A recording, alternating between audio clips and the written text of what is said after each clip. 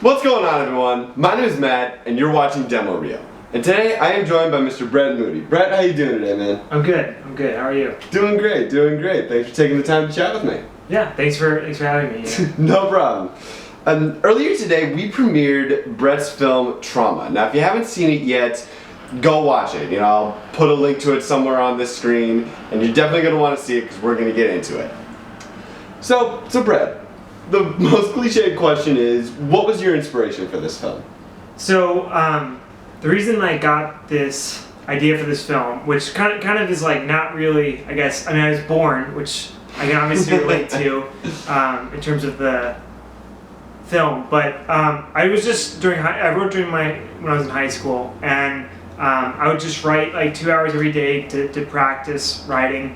And I made this like very, very long series of scripts that just there's no way I could ever make. But this one was included, at least like in terms of live action. So it was really just you kind of like rattling off ideas, and this was just one of them? Or? Yeah. I wrote down 50 ideas, and I remember this was like the one that I liked. I kind of tapped and like started.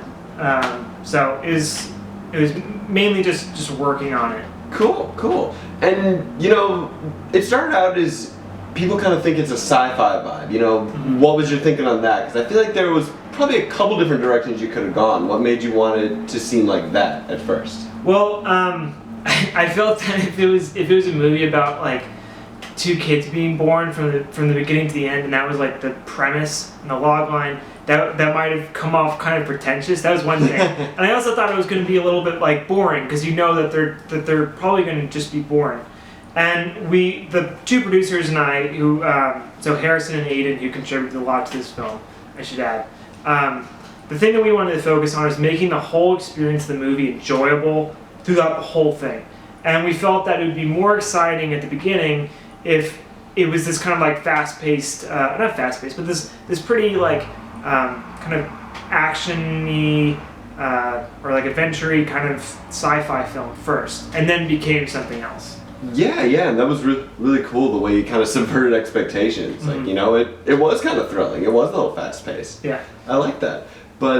And I thought the art style worked really well. It was very simplistic, very hand-drawn. What was your thought process behind that? Were you considering taking the art direction in like another direction, or what was your thinking behind that? So initially, one thing that we constantly battled with in terms of the art direction is like making the characters look like they could be kind of adults, right? So that it fit with the sci-fi theme, right. On that layer, but also that it fit that they were like babies, right?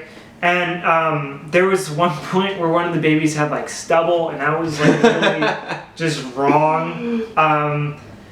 But to answer your question more so, we used the thing that we took a lot of inspiration from was like religious imagery, because the thing that we kept coming back to is that they're leaving through this portal, right. Is really literally life for them, and so we wanted to really we wanted this to be a sacred place, right? Because it does take place in a person's body, as people who watch the film will know, right. And we wanted to like make that so it's not like disrespectful, and we wanted to make it very like a sacred place. Right. And I liked the kind of switch, like, it seems like they're dying, but they're actually literally being born. Yeah. Is that what was that was intentional, obviously? Yes. Cool. Yeah. Cool. Well, the thing that kind of spun out of is I remember reading this like psychology textbook, and they talked Freud had talked about how like he had talked about whenever like a person is born, they go through like what's like called like birth trauma, and it's like the trauma of being born is this thing that gets like stuck into a person's head. Which I guess that's where the title comes from. Yeah, and I don't personally like think that that's true, but I also think it's just it's an interesting idea that this experience, which would be so dramatic and unworldly, is something that we've all gone through. We also don't remember generally. Right. For all we know, like at the time we thought it was the horrifying. Yeah, exactly. Cool. So, and what was your favorite part of working on this film, just as a whole? We're working with Hayden and Harrison, and our sound designer Morgan was great, and they all did a lot of great work. The other great thing that I loved in particular was that, because I had only done live action stuff up before I made this movie, was just the complete amount of freedom that I had to do. Like, there's like a kind of like the equivalent of like a crane shot in the movie that we never would have been able to do. Just being able to have pretty much an unlimited budget in terms of money that we could spend in terms of like making like the sets, and like we didn't have to pay the actors, obviously. So that was just wonderful. That's probably the best part. And this unlimited budget, do you just mean it was so much cheaper to use animation? Yeah. Or, okay, cool, Yeah. cool. Mm-hmm. Yeah, I could see why that would kind of give you 100% creative control. Yeah, and it was amazing. It was Definitely, really great. definitely. But the flip side of that, what were some challenges with making this film, and how did you circumvent them?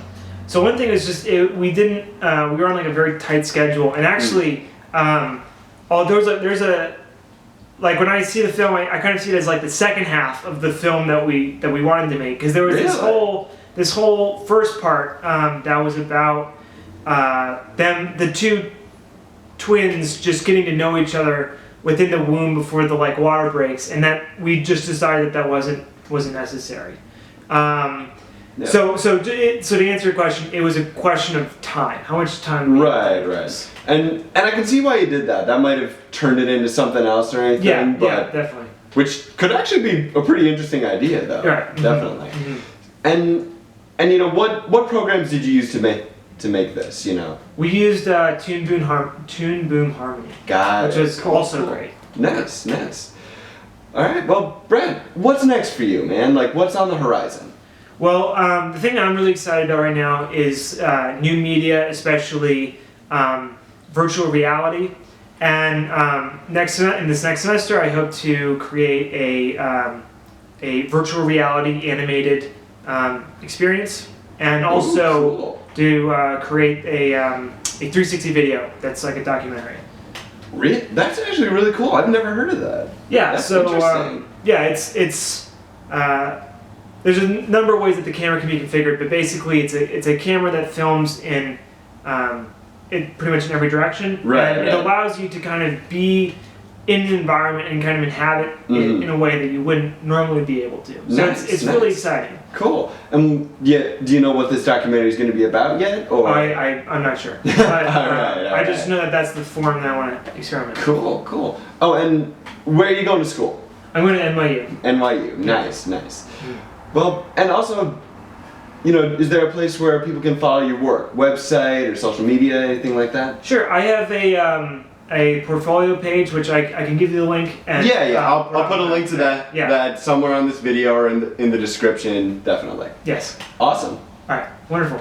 Cool. Well, that's about all the time we have, folks. Brett, thanks so much for taking the time to talk with me. Thanks, man. And you all, thanks for tuning in. I really hope you liked our conversation. And until next time, guys, you're watching Demo Reel.